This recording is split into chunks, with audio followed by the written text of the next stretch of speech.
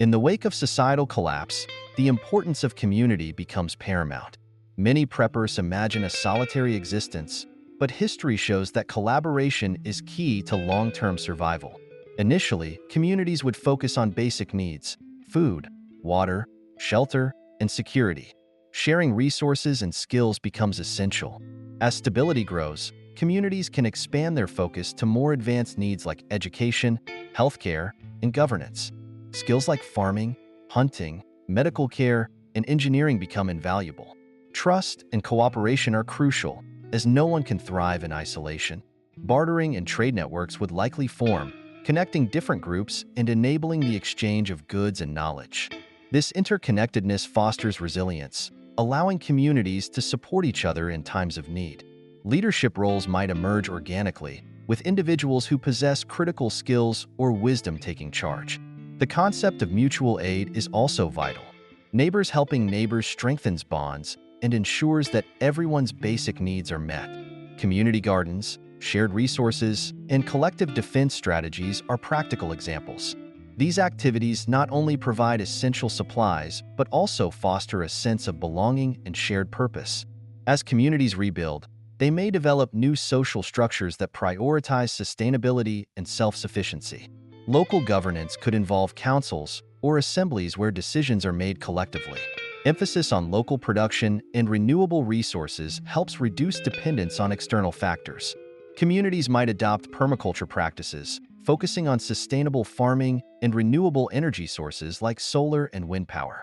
While the initial phase after a collapse may be challenging, the formation of strong, cooperative communities can lead to a more resilient and self-reliant society.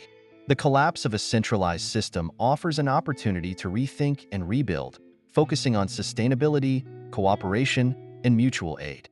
Education will play a crucial role in this phase, with a focus on practical skills and knowledge that support self-sufficiency and community resilience.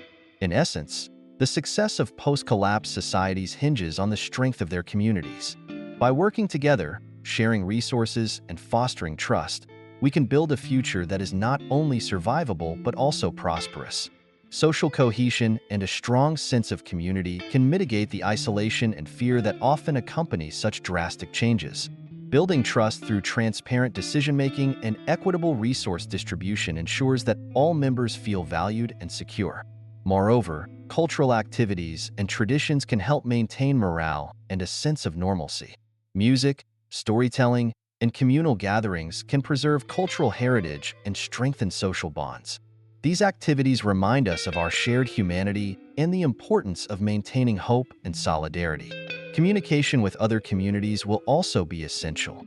Establishing networks for sharing information, resources, and support can lead to the development of larger, more resilient networks of communities. This can include amateur radio networks, messenger services, and coordinated trade routes, ensuring that no community is entirely isolated. Ultimately, the vision of a post-collapse community is one of interdependence and mutual support.